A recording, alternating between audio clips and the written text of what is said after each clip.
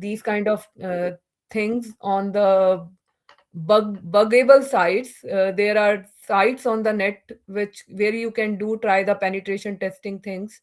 It's not that you can try on the other sites which are in the market like Amazon.com. You shouldn't try on it because that's not the ethical. But you should try on some other sites, buggy sites like VWAP, VWAP.com, or there is itsecgames.com. So you can hack the box is another platform. Similarly, there are many other platforms which you can where you can do such kind of things. I'm showing you the example of itsecgames.com on which I am running the nmap commands. Okay,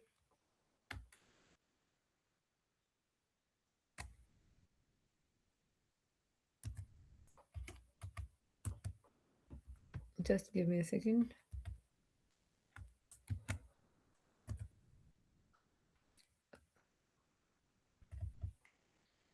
Like if I want to run the version scan, service scan, uh, so I want to see all the services which are running and their versions.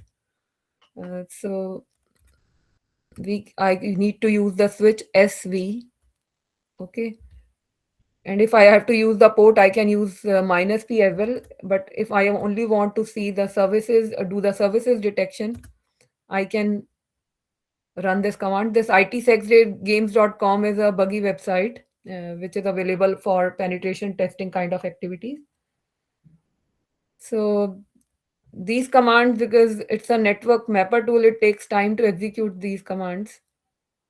You need to be and you need to have patience once you do those commands because it takes time to execute.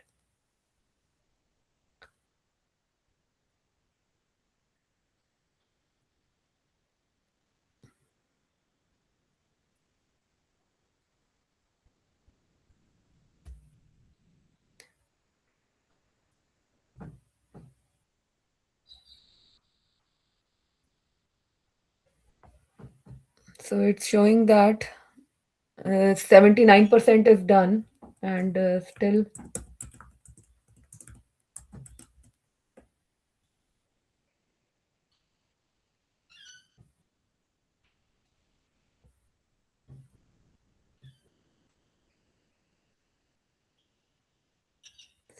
few it's left. It's showing you that 10 seconds left. So it's a stealth scan, which is a network scanning technique which is used to discover the open ports without doing a complete connection. So this scan is commonly called sync scan or half open scan. It is widely used in network auditing and security testing. So s- s- so we are looking at the results. When once those will be out, I will explain it. So here in this scan process, scanner sends a SYN packet, synchronization packet.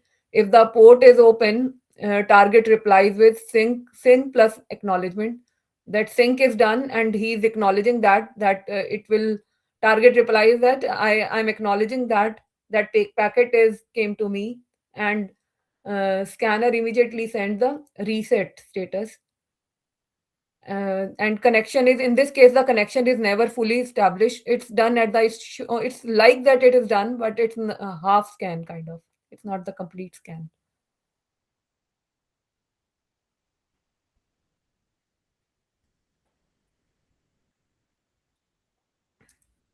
because it's a half scan. That's why it is a faster one. It capture less network traffic.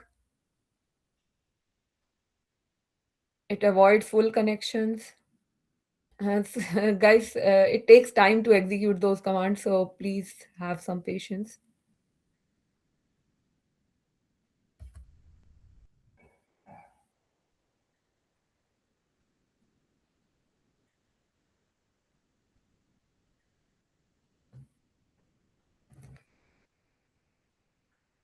I think I should show you a video instead of running each and every command here because it's Yeah, good to. sometimes video help. Yeah. Let's complete this command, and then we can see the video, because running every command is not possible for. Possible, yeah.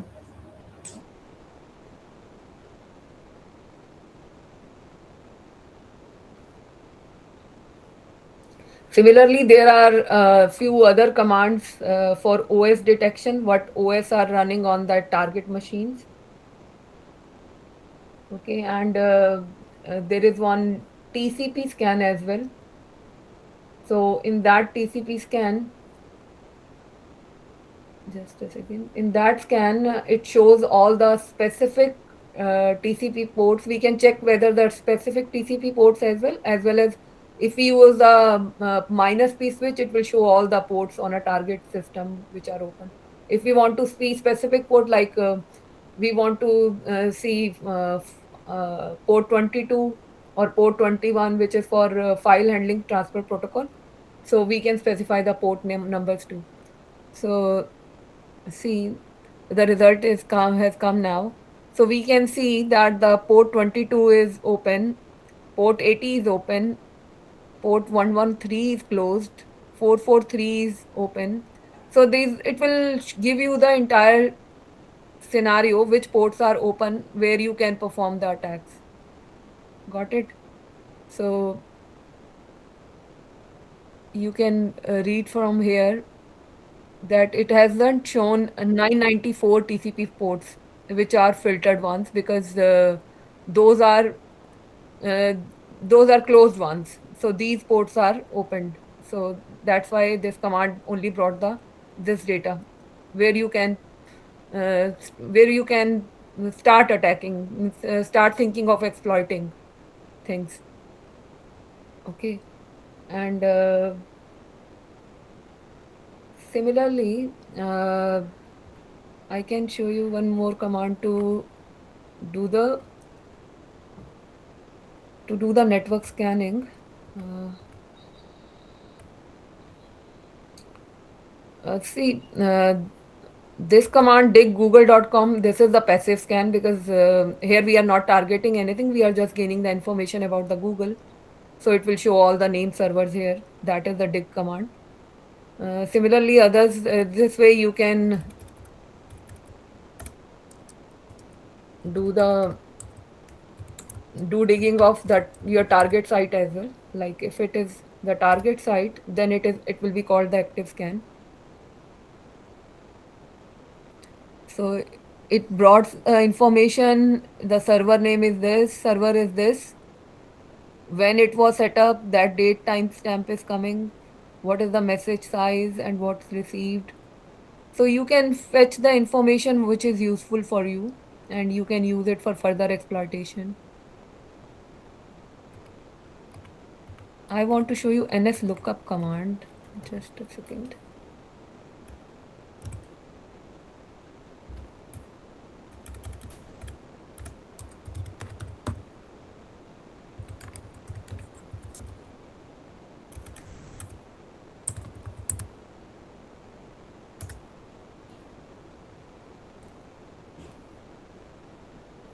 Couldn't find that server name. Just a second.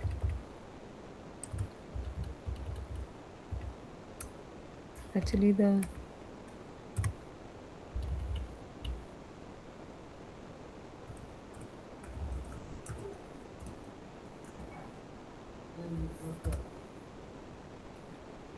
so if you run the ns lookup command, it will it's not bringing the results for this.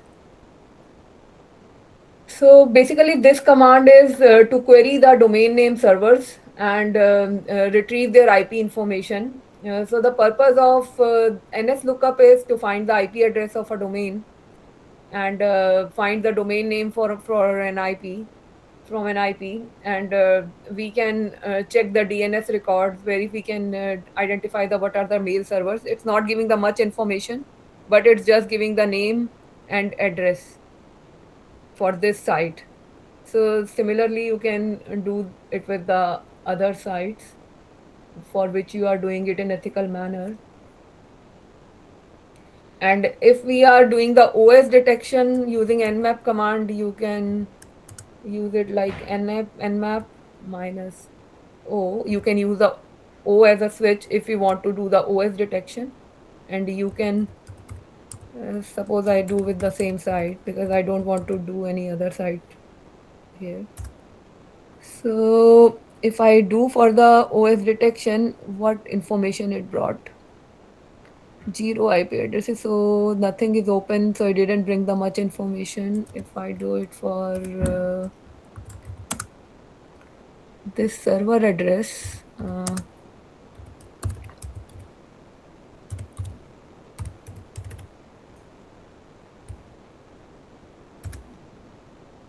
no, it's not bringing the much information. And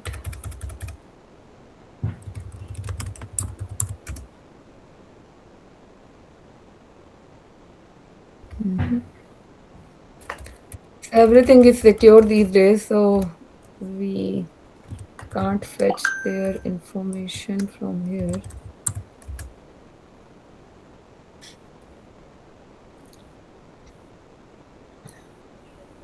Okay. So similarly, you can use the ping scan. Like we did, we are using minus O switch. Similarly, if we can use this switch too. Uh, Ping scan switches minus use S, small s and then capital P, and you give the name of the site, and it will show you which hosts are alive on the network. If I use the same site, uh,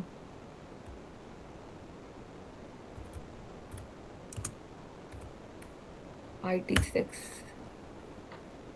So it's showing only one IP address, one host is up. So if sometimes few sites bring five hosts are up, five, six hosts are up, but it is showing only one host up, and it's scanned in 0.30 seconds. Just a second.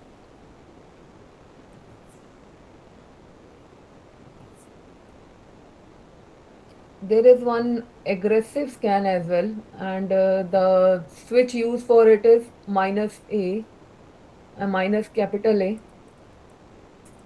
That I am showing to you now. I hope that will work. And map, in this case, you use minus A, and you can specify the site name. I am taking the same itsecgames.com. So in the case of aggressive scan, that is advanced network scanning mode, which is used to perform the multiple types of reconnaissance at once. So aggressive scan does OS detection. It identify operating system. It identify version for different software or services used for any application. It also do the script scanning, any safe scripts which it could run. Means those are automated scripts which are already ready at the background. So it uses for this scan, and it also does the TCP scanning. It discover open ports. We earlier checked the TCP scan did TCP scan using the switch minus small s and then capital T. That is TCP scan. So let's see what result this command brings, because it's the aggressive scan and it will bring the detailed information rather than the other scans which we checked here. So let's wait for a few seconds.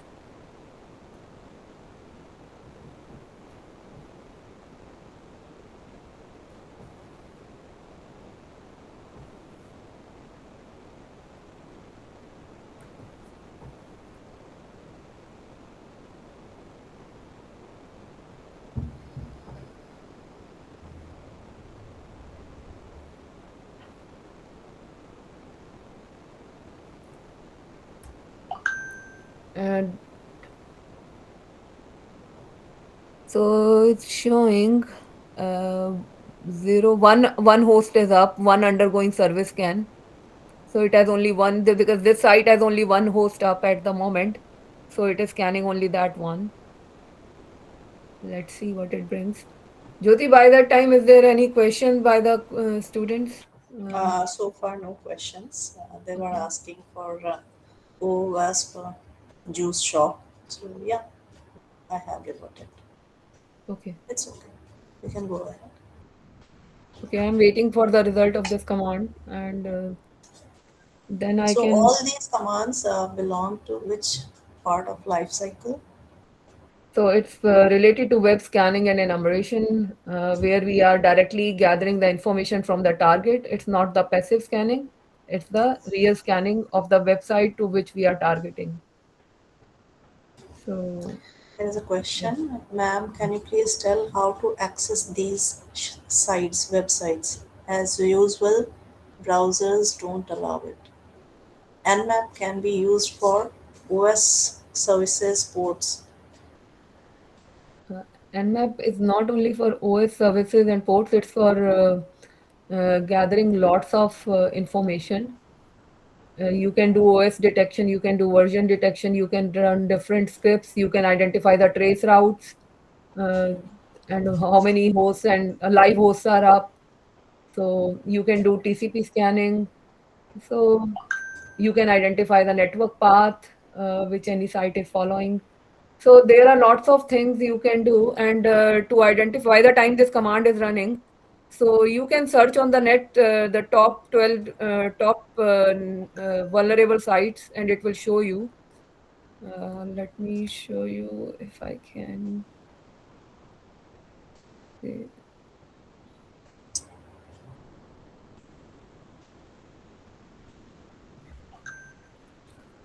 like you can put a search here, top 12 vulnerable sites, or it will give you the results, and you can do such kind of uh, penetration things on those sites. Okay, so see, it's giving you something.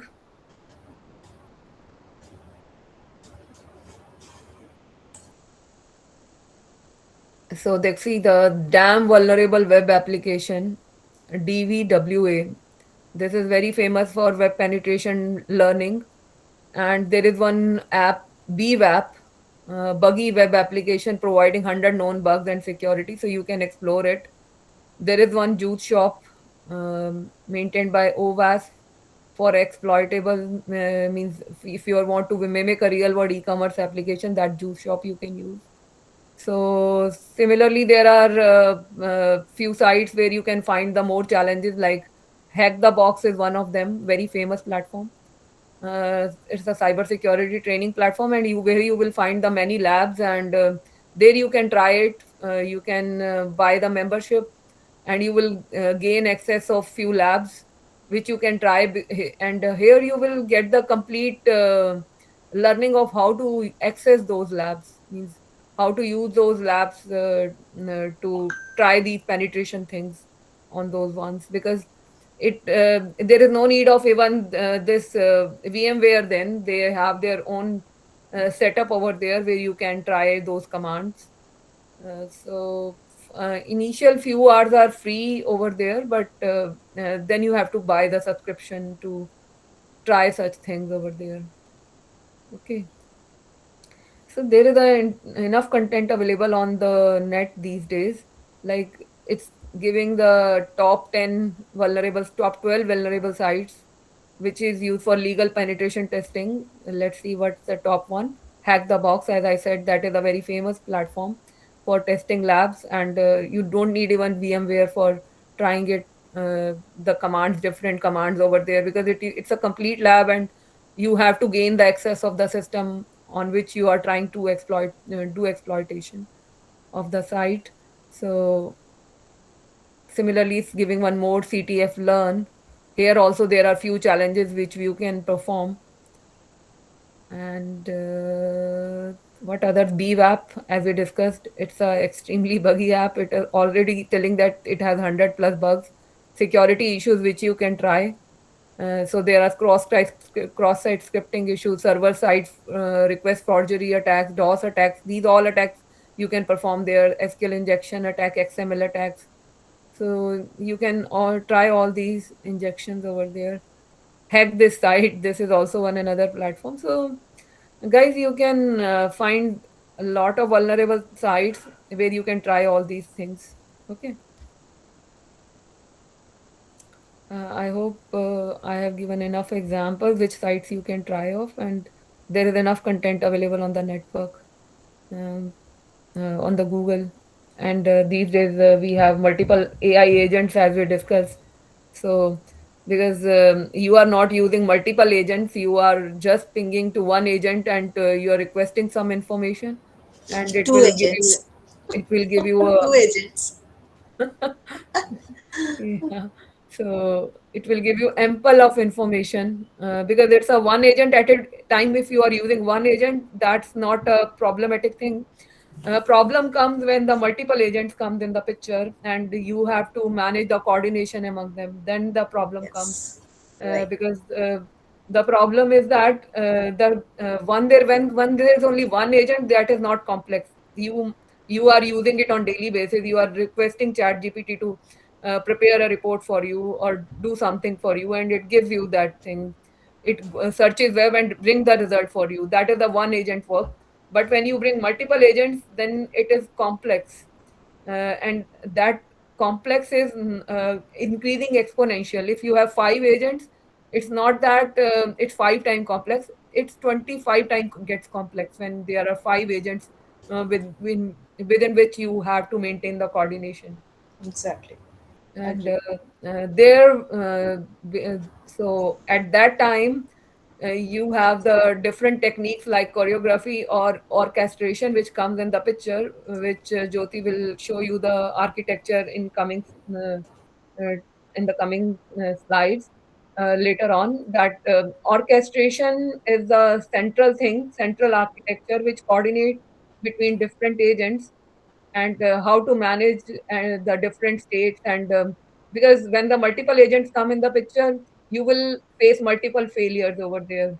And orchestration plays the major role here because it will help you how to manage those states and how to recover from those failures, because you are doing it with the help of the code. So you are coordinating the things between the agent. One agent sends the task results to another agent result gives the results to second agent brings the result to the third agent, and finally orchestration gives the command to all the agents to combine all the results and prepare the final report. So, orchestration is the foundation of that entire multi-agent architecture, that I will say. There is another one more methodology, choreography, which is event based, so it's not much helpful. There are many issues in the market which is coming because of choreography. Uh, uh, if we use that kind of architecture, because the architecture which Jyoti will explain you, that is orchestration based, that is the central management of all the agents. But choreography is the event based management, and because all the agents would be loosely coupled and every agent is performing their own task, so issues can come in that kind of architecture. So so that we will see later on. Let's see what's the result now on the command which we have executed. Let's see. System has logged out us. Just a second. So the aggressive scan which we have executed, guys, that has you might have seen that the other scans which we have executed before, those are not giving much information, although only one host was up earlier as well. But here, see, it has brought better information than the previous one. So what it says, so here it brought that the 2000 port, TCP port, which is open, because it's also identifying the ports. And it it's telling the itsecgames.com it's telling the IP of that itsecgames.com. Okay, and it's shown 990 filtered ports. So there is no response related to that. They have previous they have done such kind of filtering of that those ports should not be detected. So only one port is getting detected here. in the case of aggressive scan. But when we executed the other scan, it didn't bring any information. But in case of aggressive scan, it brought this port open. So on the basis of, so it's saying warning, OS scan results may be unreliable because we could not find at least one open and one close. We could not find at least one open and one close port. So here it didn't bring information much, but it doesn't mean that when you will do it for some other sites, it will not bring the information. It can bring more information here, but it couldn't bring in this case. But it's guessing what could be there. So it is showing it's a micro. It might be Microsoft Windows XP Service Pack 3 or Windows 7 or Windows Server 2012. So that is the guess it has done. But there are many other scans which you can do to gain more information about the target machine. So network information, it brought that network distances, there are two hops only. Okay. It brought the trace route as well, that there are two hops. So other scans don't bring that kind of information. Okay. So you got the, in this case of the scan, you got it, although it didn't bring the OS information because only one open port it found. Otherwise, you have gained more information when you are running the aggressive scan. I hope everyone is okay. And if any doubt, you can text here. No questions. Okay. You can unmute. You can unmute and ask the questions. No problem.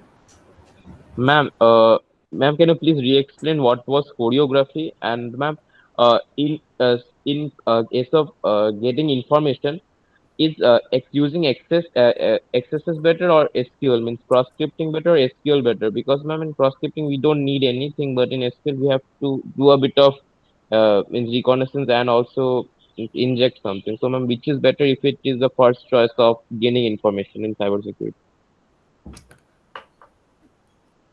See, when you are gathering information or doing scanning, you need to first uh, identify what you want to do. On the basis of you will do the attacks, whether it's a SQL injection attack or it's a XML attack or it's XSS attack. There are multiple attacks in the market, but what you want to do, that's totally based on that. If you are doing a website penetration testing, then you can try the XSS attacks, server side scripting attacks, client side scripting attacks. So these kind of attacks you can try it. And you can try the you like SQL injection you want to try, you will get the labs on the Hack the Box platform, and there you can try those attacks as well. Okay, ma'am. Yeah. And ma'am, can you please re-explain what was choreography? I couldn't See, understand it. I said that the multi-agentic architecture is currently in the market on the basis of it's although there would be many other methodologies, but it is a basic foundation is choreography and orchestration. So choreography is that how the agents coordinate with one another, because what we are doing, we are giving commands to multiple agents and they are bringing the information for us. If it's a uh, single agent, like you are using chat gpt and you are asking him asking chat gpt that bring the results for bring the prepare a test report for this website, it will prepare a test report for you because it's a multi single agent over there. But when there are multiple agents there, you can either use choreography technique, or you can use orchestration. So choreography, because all the agents are working independently. Okay. And so they are loosely coupled, and they share the results on the basis of the events, what's going on in the application.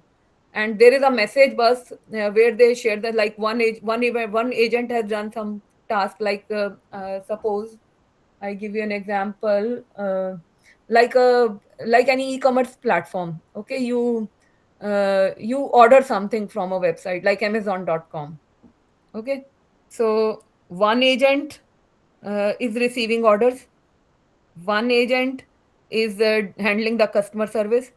One agent is handling the payment system. So these are three agents. I'm just giving the example. So these three agents are working different things. Okay, so it would be event based.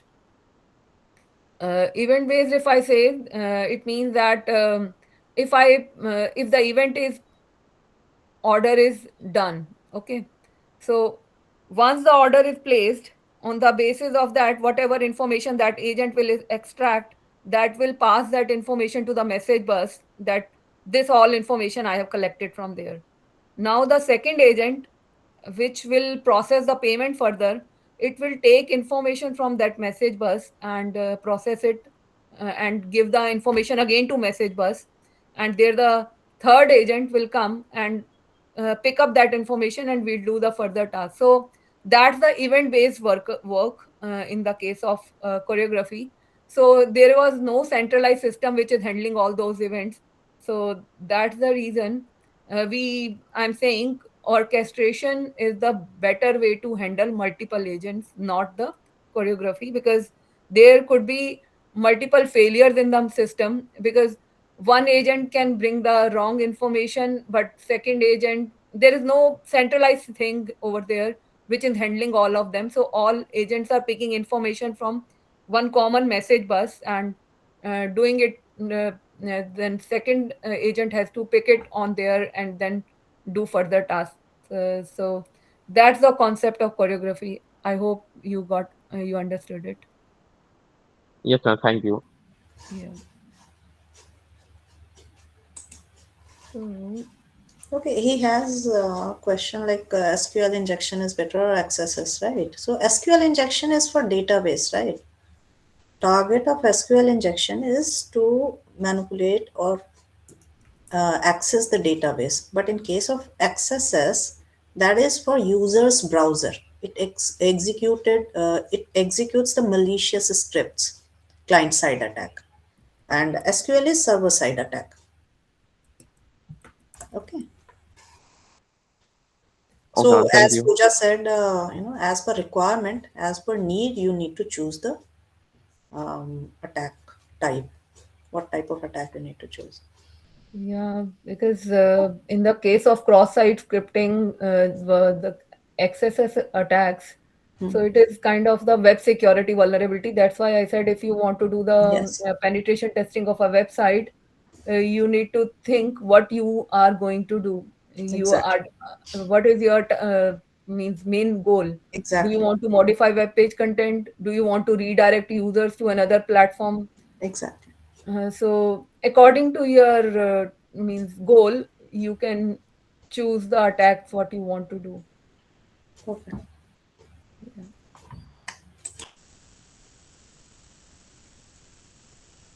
And let's come back to our presentation. So we discussed the reconnaissance commands. So apart from that, there is one ping sweep command as well. Like the nmap, we can use one more switch, sn minus sn, and it will detect the live host on a network without port scanning. So you can, there are multiple switches of nmap.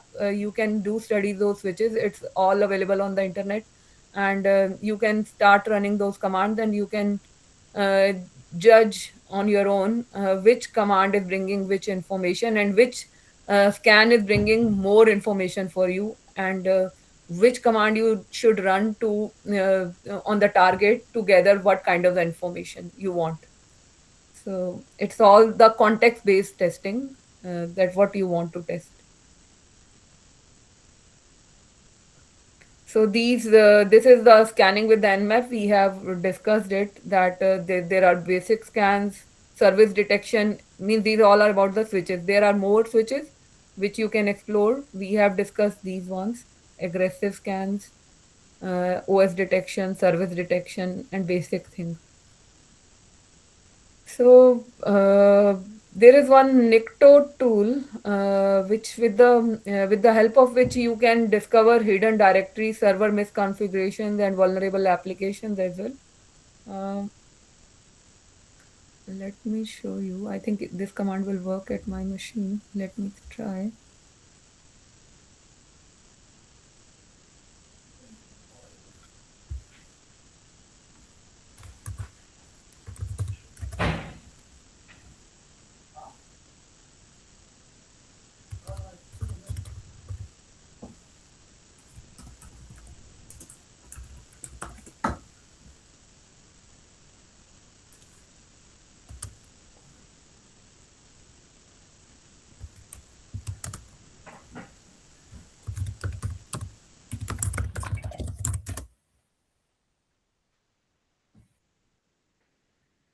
So this site is not bringing much information. No problem. I think you can Yeah. explain it, whatever we are going to use. Main So basically, it command. brings hidden directories if those things are open at some site. Yeah, Jyoti, you are right. Uh, there is a little lag in the voice. So yeah. So yes, you are right that the sites we can try with some other sites. You can try in your own setup that these commands, and you can find the hidden directories. But make sure that you do it on vulnerable sites only, not on other sites. Okay. Similarly, you can use the GoBuster tools. You can discover hidden paths and directories on web servers. So these are also there is a word list which you can take from internet, or you can create of your own at Linux platform, and then you can give this in your command, and you can do brute force attack of to identify the hidden paths and directories on web server. So similarly, there are SMB and SNMP enumeration, which collects user account, shared folders, and system information. So these are the commands which you can easily determine on the through the net, and you can run it. And if you want the next session, you can tell Satya sir, and we can look for it, because we can't cover everything here in this session. Yeah, that would be out of If scope. possible, we can take the last session, means, last day, that is on 27th, I think. If you people Uh, are free, then we can take one session on that day, last mm, 3 to 4:30. That But we can I don't know the uh, timing issue. Dr. Satya, discuss I'm after not that. free in weekdays. Sorry, I'm so sorry. We can discuss it later Yes, yes, time afterwards, right? after that. We can plan it some another time. We can We'll discuss it discuss. Yes, offline, and yes, we some can other time. finalize it. Yeah. So, guys, similarly, there are exploitation commands which you can use via the exploitation tools like Metasploit and SQL maps. So these SQL map is used for the SQL injection and enumerates databases. You can fetch information about the databases, and Metasploit you can use for the backdoor entry. So you can go with these tools if you want to do hack some server, and you want to do further exploitation on it. So there are few commands which we can go for it, but I'm not showing because it's a very big activity, Metasploit, and I can't show you in this session here. Similarly, we can do password attacks using Hydra tool. These Nmap, Hydra, Nikto. If these tools are not installed, you can use command apt install, and you can install that tool. Uh, Let me give you the command to install some tool. Just a minute. So, if you want to, if some tool you are not finding on your machine, on your Kali, because although Kali Linux, there are some inbuilt tools available on Kali Linux, but in case you don't find those tools, then you can use this command sudo. Sudo is for the root access, means because if you are don't have the root access, then you won't be able to run the command using sudo. But you can explore net, and you can enhance your access from normal user to root user. Those commands you will find on the net.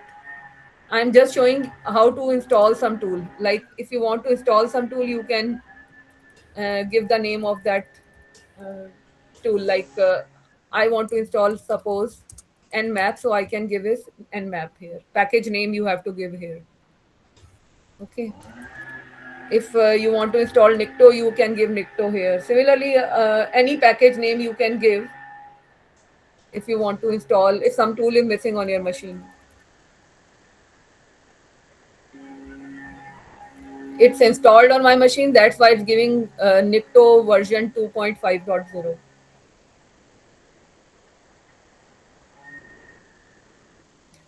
And okay, what else?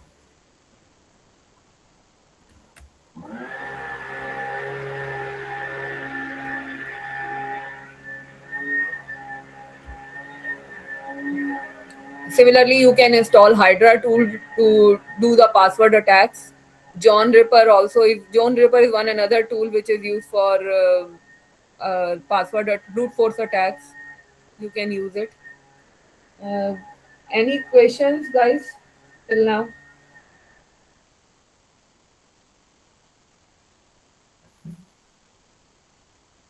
Yes, any questions?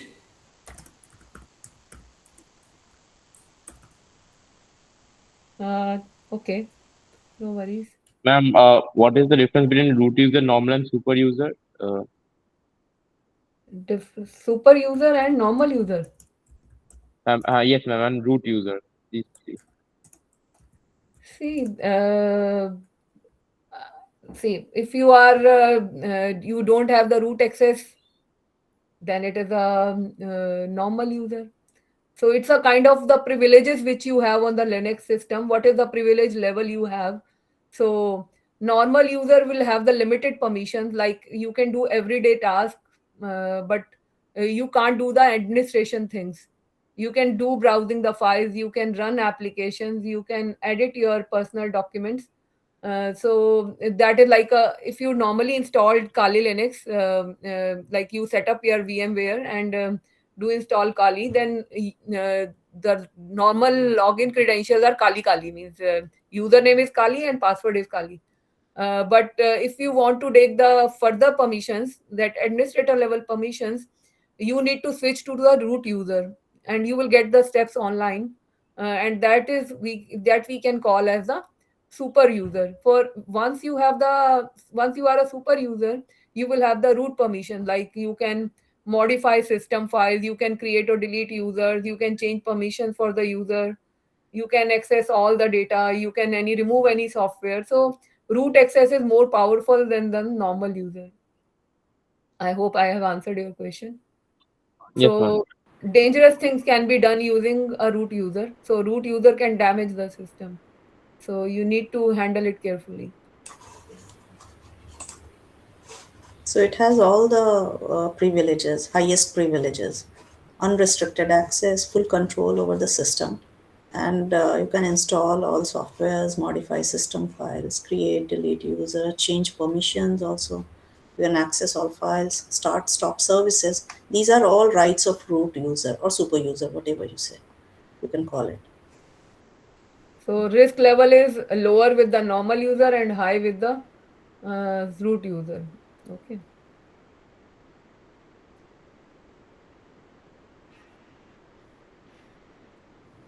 Okay. So The Just a doubt. query is there is a question. yeah, yeah, I please. want you to go back to the command installer. I did not understand that part. Command installer. Okay. Okay, Repeat. there in that I haven't told you anything major. I just told you if you don't have any package installed on your system, you just need to give the commands sudo apt install, and you can give the package name like nmap, if nmap is not in. But here I already have. If I run this command, it will not do much here in my case because I already have nmap tool.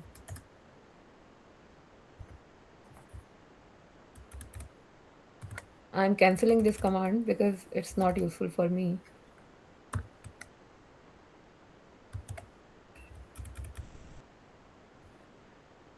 uh, like see, it's asking for sudo password for Kali. Okay. Uh, for installing any software, it will ask the password. Sudo password means root user password. It is asking for from me, and I have set up password for root user, but I think I forgot it. Let me see now. Okay, it worked this time. No, it's for the no, it didn't work. I sorry, guys. I have forgotten my root password, and we can Um, reset the root password. yeah, Um, there are proper guidance given on Google. I have resetted it multiple times. yes, you can reset it. So for setting resetting the password, you have one another command sudo password,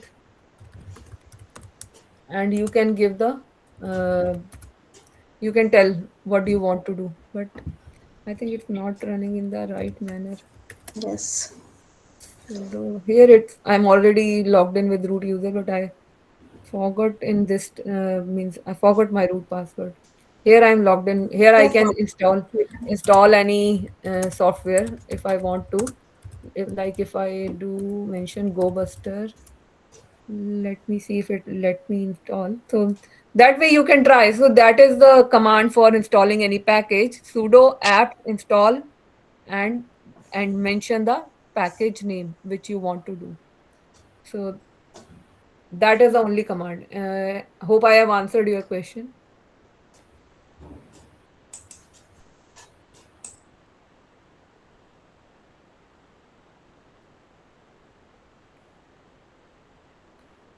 So it has started installing the software. It's upgrading it because it's already installed. So I think we can go ahead. We are running yeah, out. we can go ahead. So okay. Uh, Just a minute. My machine is hanged.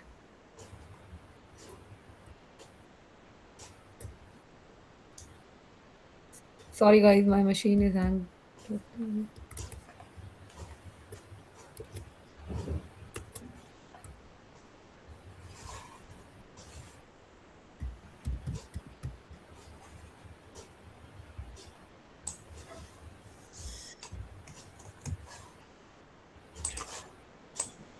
Okay, guys, let's come back to the content which we were discussing. I think we can now discuss the red teaming versus blue teaming, and then we can see the multi-agentic AI architecture which we plan to discuss.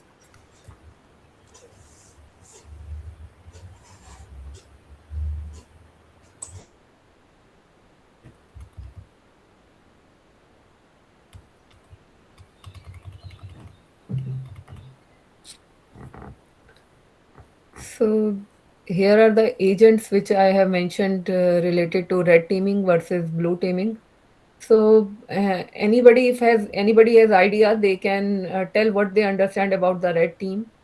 Uh, Usually there are three teams. One is red team, one is blue team, and one is purple team. Three teams.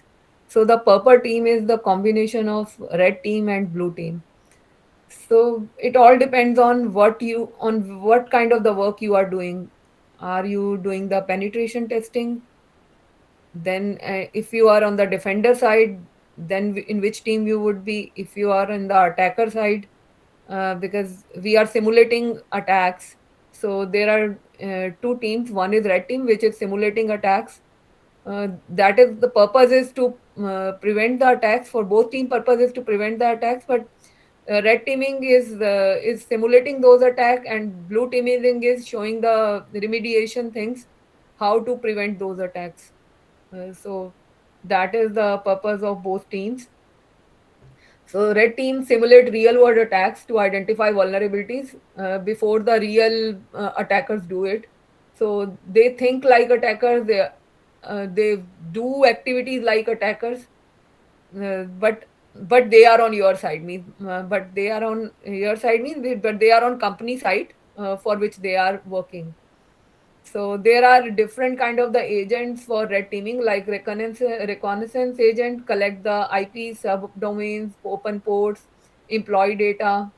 Vulnerability assessment, vulnerability scanner. We discussed that vulnerability scanner agent will identify the vulnerabilities in the system. Like there is a Nessus tool, which could be there could be a agent created for running the identifying the vulnerabilities, and it can identify which known vulnerabilities are available in the current system, and he can try to exploit them using the exploitation agent. Exploitation agent can use a metasploit tool, and then there could be social engineering agent which can simulate the phishing attacks, like the uh, spam emails and all. We can also call it as social engineering agent. We can also call it as phishing simulation agent, whatever you want to call it as. So there another one is lateral movement agent. We discussed about it. If we want to enhance our attack thing, that from the one server to we can want to move it to more servers. We want to fetch more information of from the more servers of that particular system, then we can bring lateral movement agent in the picture. Similarly, the blue team, which is the defending team, so there could be multiple agents for that as well, like monitoring agent to identify the networks, so which investigate and watches all the network traffic, system logs. So there could be threat detection agent which can do deep learning and behavioral analytics to distinguish real threats. So there could be threat intelligence agent. So every agent has different tasks which could be assigned to them. So like a threat intelligence agent could work on dark web things, and could give the alerts related with that. There could be incident response agent which will isolate different endpoints or IPs, compromise accounts, and uh, it can raise incident against those issues which are found. So we can give the task to that particular agent and it can work accordingly. And last could be reporting agent, which will collect the data of all the agents and create a finalized report on the basis of that. So these are the red team versus blue team agents. There could be one more purple team agents which are not mentioned here, but if we combine those red and blue teaming work, that is called the red teaming, because in the case of purple team, red and blue AI agents collaborate and share their intelligence. So red team is the doing the attack finding things, and which are fed directly to the blue team to improve those defenses, means how to prevent those attacks. He can work on those things, blue team. So in that case, the purple team is the combination of both teams. In some companies, there is a this kind of architecture. There is a separate blue team, there is a separate team, red team. But in some companies, there is a one purple team, which is a combination of red plus blue team. So different companies follow different architecture of making their teams. So that all depends from company to company and their requirements. So uh, so the different agents could be created for purple teams if we are one team, which is a combination of red team and blue team. Okay, and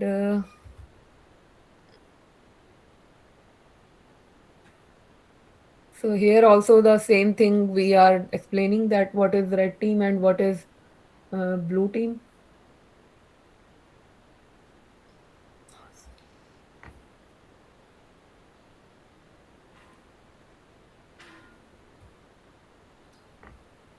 So multi-agent AI for VAPT and malware analysis.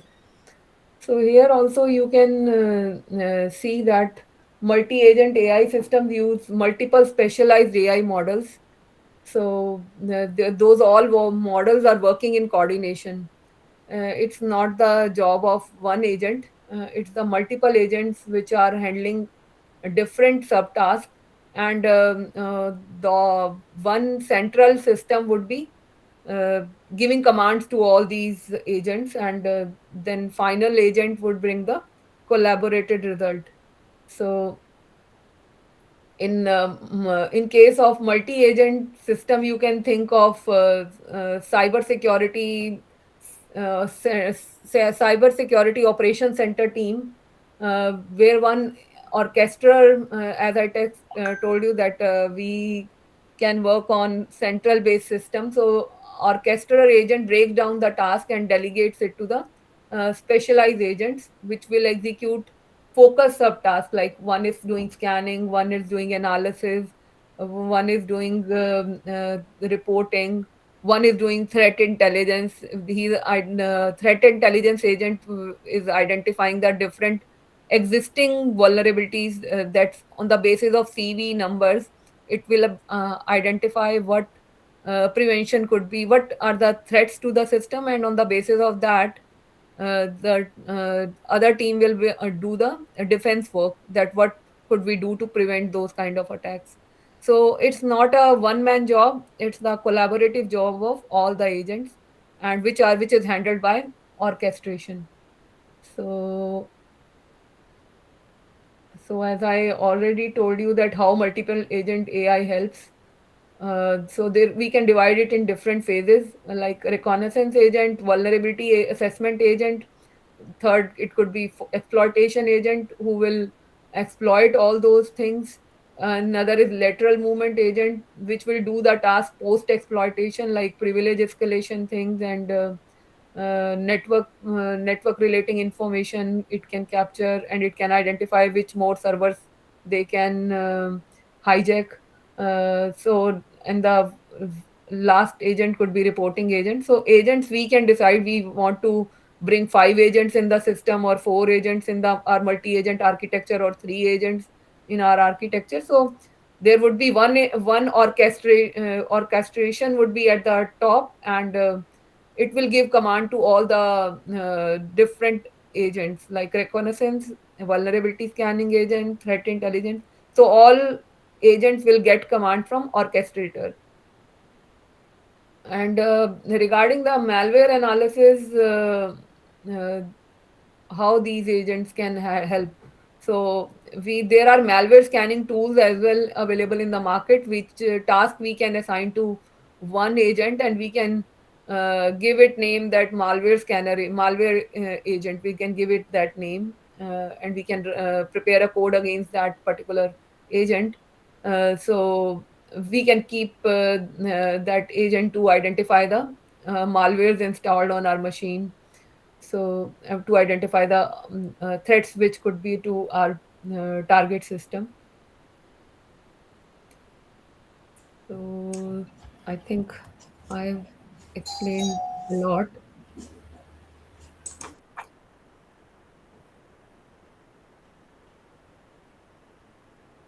Similarly, there could be like as we discussed, that we can do the multi-agent for vulnerability assessment penetration testing. Similarly, we can do the SOC automation as well. Uh, Let me tell you.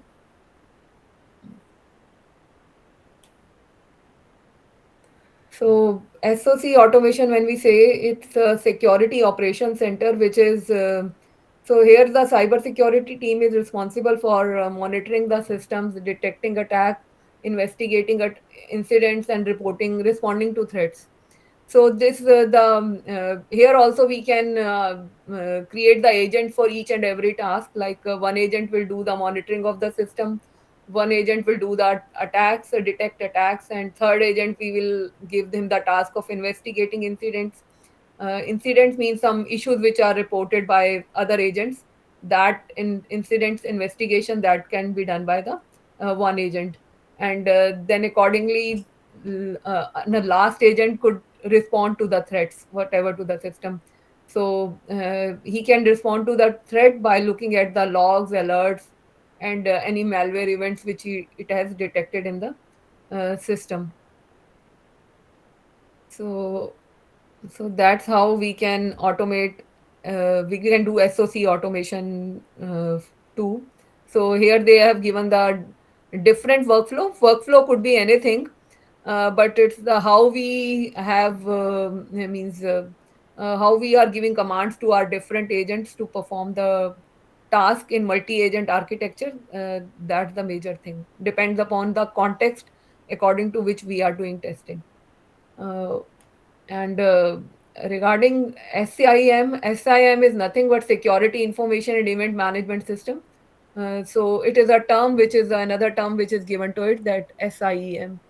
So here also we are identifying the suspicious thing and doing the task according to those suspicious thing. Like we are doing collecting that data. We are then looking the system for the patterns that indicate an attack. So and then triggering the alert. So this is the SOC.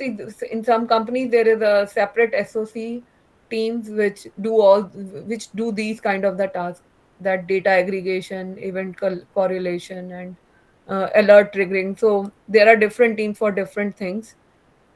So guys, this is the SOC, and over to you, Jyoti. Uh, Yeah, sure, dear. Thank you so much. Um, Go to the next slide, please. Yeah, so multi-agent AI attack chain. So let's see the code. Let's go through the code first. You can stop sharing for some time, Pooja. okay. Till the Yeah. time I'll explain the code. Thank you so much. Give me Thank a second. Jyoti, give me a second, please. you. Sure.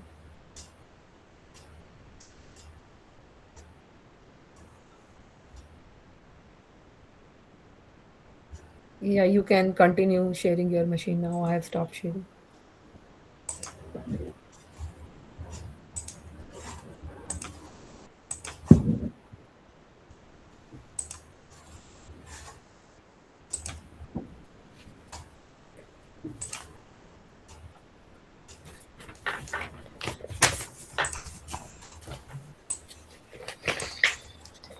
So here I'll say the future of the automated threats is here, and multi-agent AI attack chains.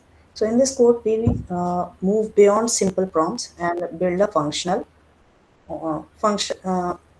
functional three-agent pipelines using real Python code. Okay, Bash automation scripts are there, and Open AI API is using many more to orchestrate a multi-agent workflow. So this project demonstrates how multi-agent AI system can simulate real-world attack chains for both offensive research and defensive security analysis. So watch as agent 1 as recon agent, agent 2 as analyst agent, agent 3 will be reporter agent. So will all three agents will collaborate, leave on screen. So unlike conceptual demonstration, like this video will show report being automated in real time, and this is a production grade demonstration for cybersecurity researcher, red teamers, and defenders also. So the project architecture: agent 1 strategic reconnaissance, JSON output will be produced in the form of JSON. Anybody know, anybody can help me what is JSON, or how JSON can help, or any idea about JSON? If you have any idea, just say yes, that you have idea about JSON. The website cookies. So you guys have idea about JSON, right? Now, agent 2 will also, it will automate vulnerability assessment. It will do automated vulnerability assessment. And agent 3 will do the professional report synthesizer. Okay. So let's see. We have the repository in multi-agent AI cybersecurity simulation framework. So it will focus on AI-driven attack chain, autonomous offensive security, and multi-agent coordination will be there. Cyber attack automation will be there. LLM assisted penetration workflow will be there. So It's a collaboration of all. Now, file-wise, we'll see the code. Okay, here we have main file agent chain.python. Here you can go through it.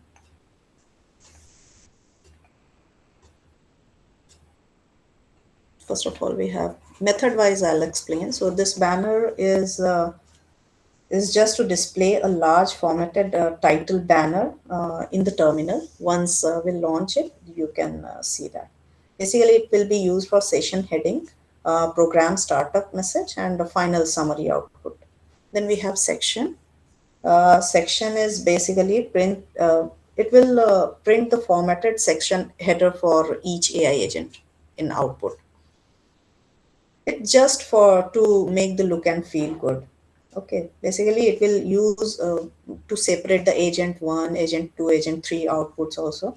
So that's how it is going to make the output. Then typing effect. This will create the animated typing style output. Typing effect. I'm just telling you the purpose of these methods. Then we have stream response.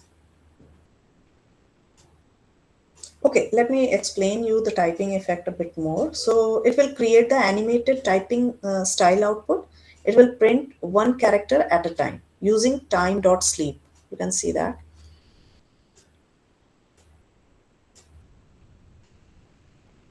Then we have stream response also. Sure.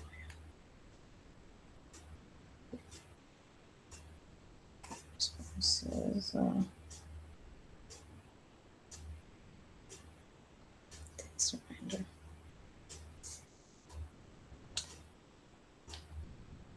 Where is that? Okay, stream responses. Basically, what it is doing. This is the core AI communication engine. This is quite important important method, I'll say. So it streams the GPT-4o responses in real time. What is GPT-4o? That is the model we are going to use. So there are lots of model available. It is a part of LLM. So here we are using GPT-4o. So main responsibility of this function is to send prompt to OpenAI API and streams output token by token and displays live AI responses.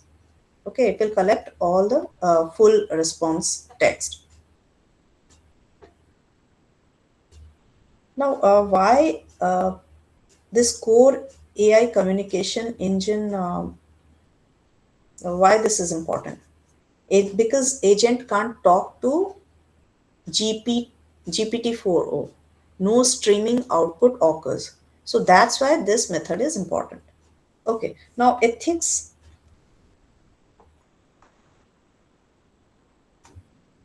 Remainder. Here we have. So basically it will display the cybersecurity ethics and legal warning. While we'll run the code, you'll find it. Then we have save output. So why we are using it?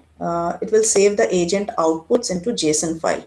Whatever agent 1 will produce, that will store in agent1 output.json, and accordingly for other files also. Then we have parse JSON response. Basically, it converts the AI generated text into valid Python JSON object. Here you can see it's quite clear with its name only. So problems, what type of problem it is going to solve? LLMs sometimes return markdown fences and invalid formatting also, and some extra text. So it will just remove the extra text, unnecessary, unnecessary characters. It will just clean it.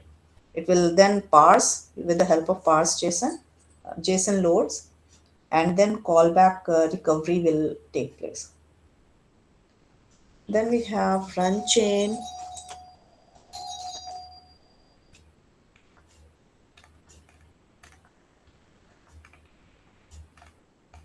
It's just documentation. It was documentation regarding agent 1, 2, and 3 for developers. And now we have run chain. So basically, it controls the entire 3-agent cybersecurity workflow. Responsibility of agent 1 is, I already explained about it. What is, so responsibility of agent 1 is recon planning. Then agent 2 is attack surface analysis. Then agent 3 is going to do the final pen test report generation. Fine. Hi, Jyoti. Sorry for disturb you, but I think in your home someone is ringing your doorbell. It may be emergency. You may check. Just a second. Doorbell ring is coming. Yes, yes.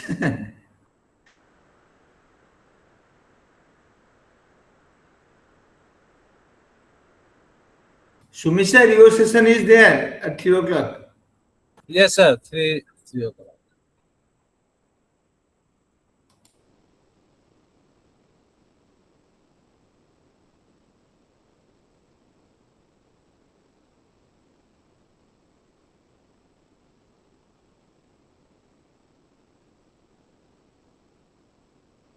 So sorry for interruption. Yes, then we have run chain.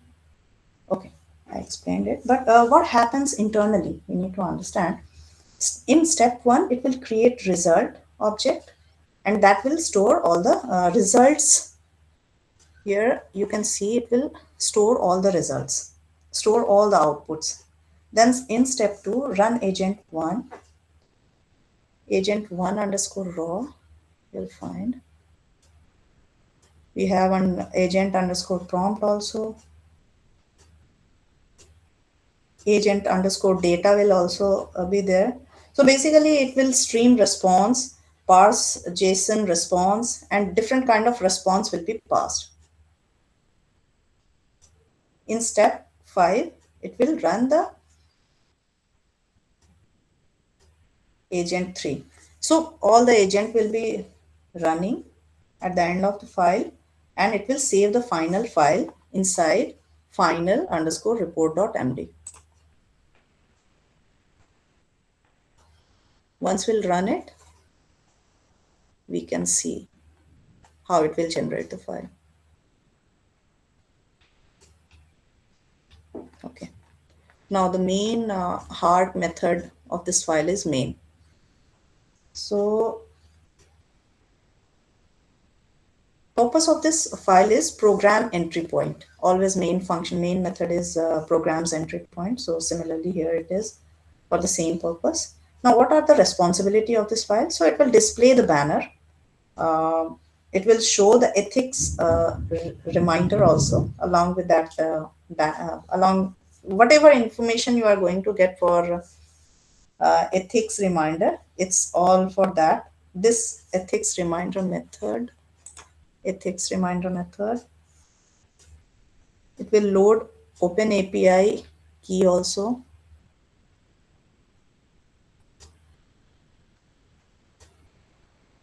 Here you can see this, it will load the key, will create OpenAI client key, API key, client was also there. It will start the AI chain also. It will show execution summary, like elapsed time, generated file, severity count, like that. That's the purpose.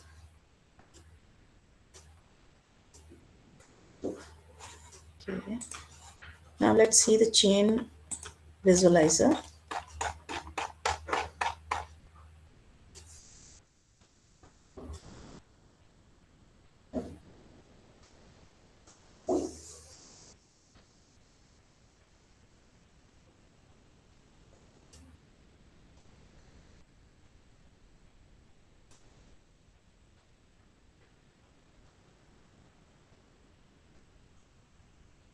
So let me tell you that the entire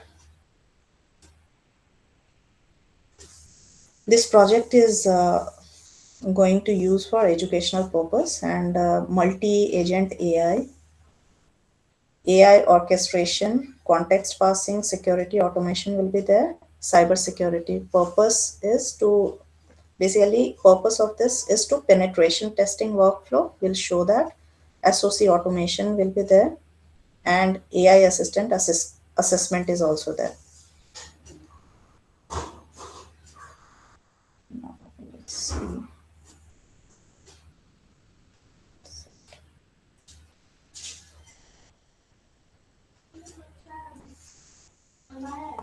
So here we have load method.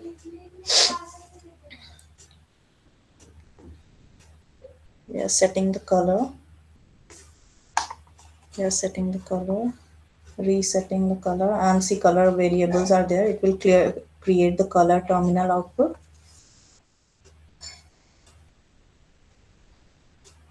Then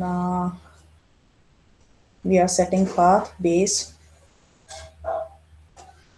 Basically, it is defining the directory where all JSON output file exist.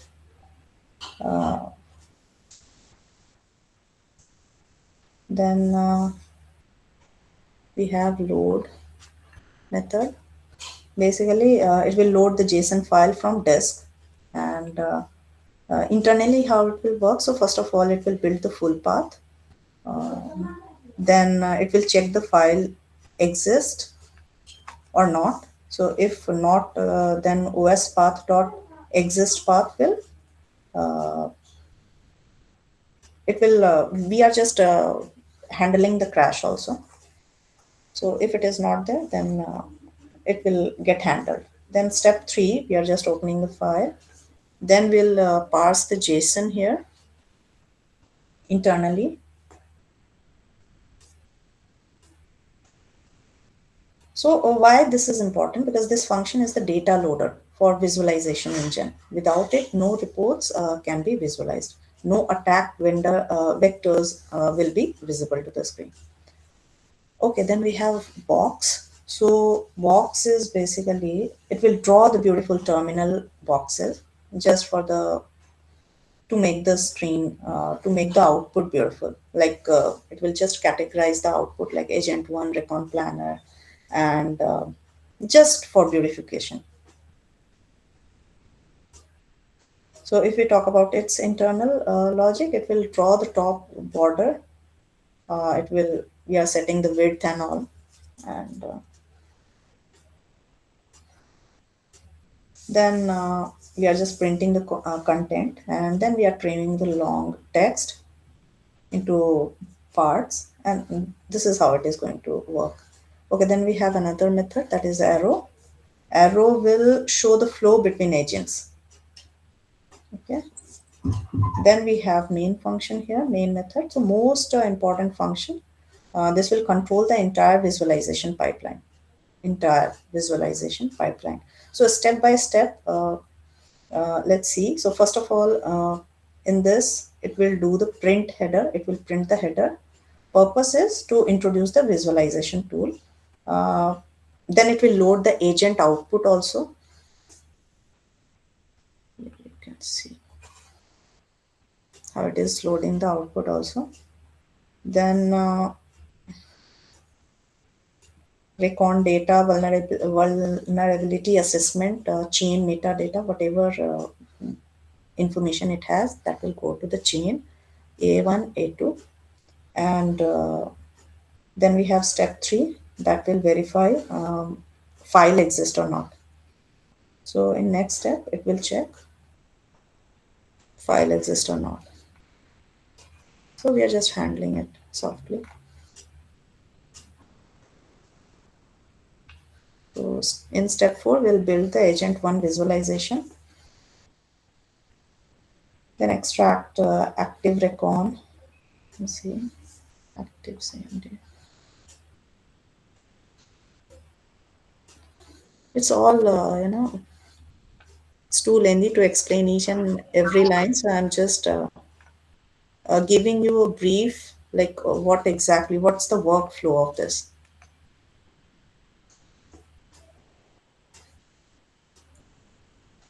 We have vectors also. Yes. Vector method.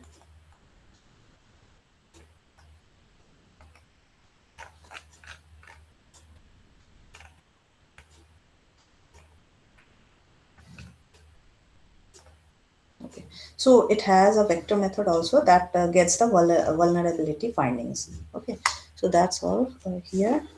Now we have agent report analysis also that we have skipped, I guess. So things are happening here. Chain static is there. Critical sum will be there. Blue team takeaway will be there. Program entry point. So last is the program entry point, main. So overall architecture is agent 1 will produce the JSON report. Agent 2 will also create the JSON report, and both final the next one will be the final report, and then visualizer reads everything, and beautiful terminal dashboard on the beautiful terminal dashboard. Then we have .env file that is used to store environment variables, especially sensitive configuration value like API keys and password and tokens. So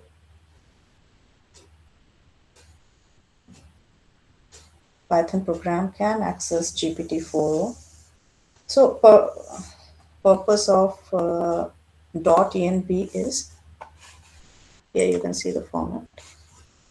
It's a hidden just to hide the, it's because of security reason, configuration management, and you know, that's the format. So let's see how we can.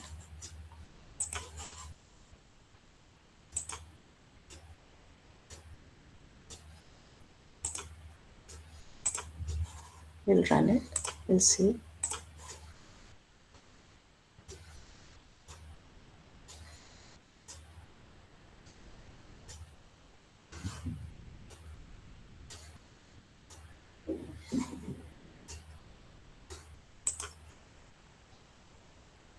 Just a second.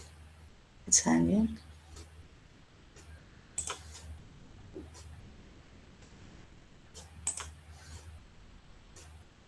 It's too heavy.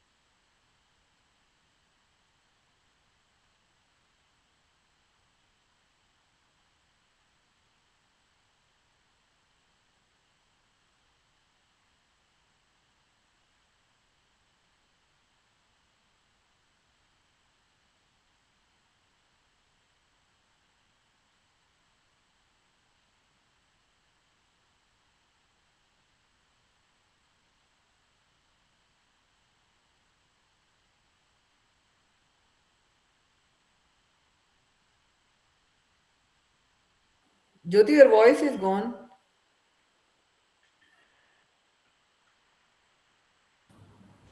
Jyoti, you are not audible or Yeah, muted. can you hear me? Oh, Yes, yes. Yeah. yeah. So you can see it's running. It's agent 1, agent 2, agent 3. You can see. We have just set the IP. IP should be correct.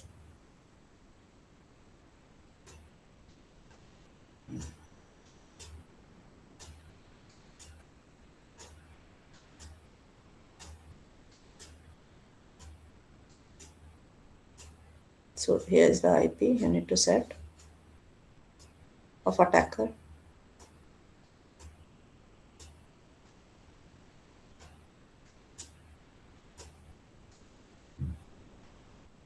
So you're running again agent chain.py and slowly analyze. Parse is done. Agent for agent 1. JSON parsing is done. Now agent 2. Parsing is done.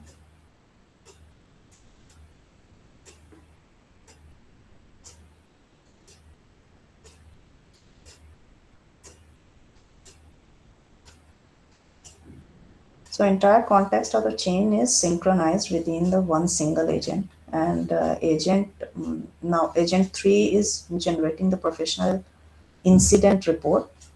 And our final report has been saved to the multi-agent chain, or final report you can say. On the left hand side you can see reports has been generated. And, you would not even believe that it was not written by human. Everything is done by AI only. Entire JSON report, everything. There is no contribution of a human being.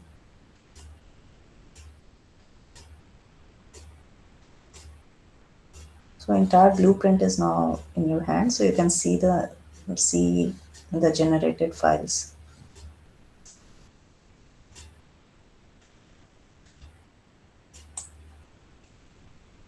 See?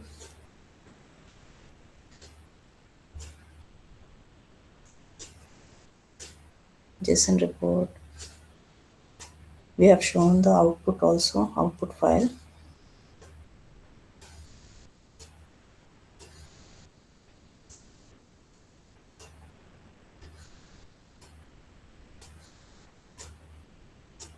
So basically we need to understand here that as a red team, I suppose that you belong to red team and then you did these steps. Okay, you just made 3 agent and you have attacked. Okay, now using the third agent report, blue team can rectify the issues. Blue team can see severity, issues severity, whether issue is there or not, whether it is complex, whether it is mild, whether it is not important. And this way blue team can work on it. Yes, Pooja, now again you can start sharing your screen.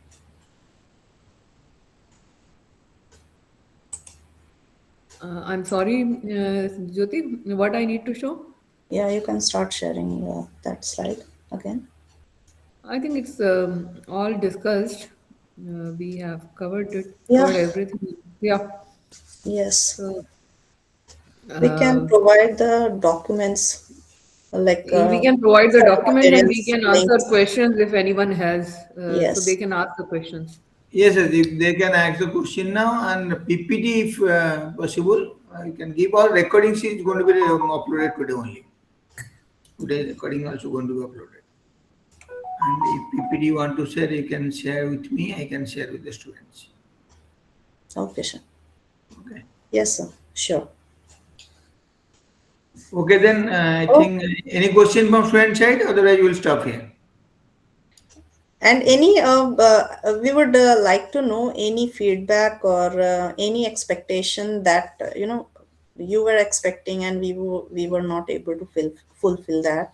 So that we would love to know. Okay, so I will give them one feedback form so that You, right. Okay. demo video for this project. Yeah, it's available on net also, so I'll provide Yeah, it. that today only I will upload the whole sessions video in YouTube. Okay, I will give the link. Anything else that thank you, sir, and anything else that you guys were expecting, that okay, that specific thing you were expected and we could have captured in our Anyone, you sessions. can unmute and yourself and you can talk with me. Yeah, that's fine. We would love to hear you. Yes, Rituja. Santanu, somebody is there. Kevin, anyone of you wants to say something? Ma'am, I wanted to hear the explanation of the code. Somebody else. Yeah, sure. More. Even I wanted to explain it more, but it will take time. We can focus on code. We need to dedicate one session to explain the code, entire code deeply. Okay, It's, sometimes entire you code is see, written in yes, Python. Yes. sometimes the student, those who are already in summer internship, cyber security summer internship, I'll call both of the ma'am. So at that time, if possible, I'll also ask you to join. Fine. Sure, sure.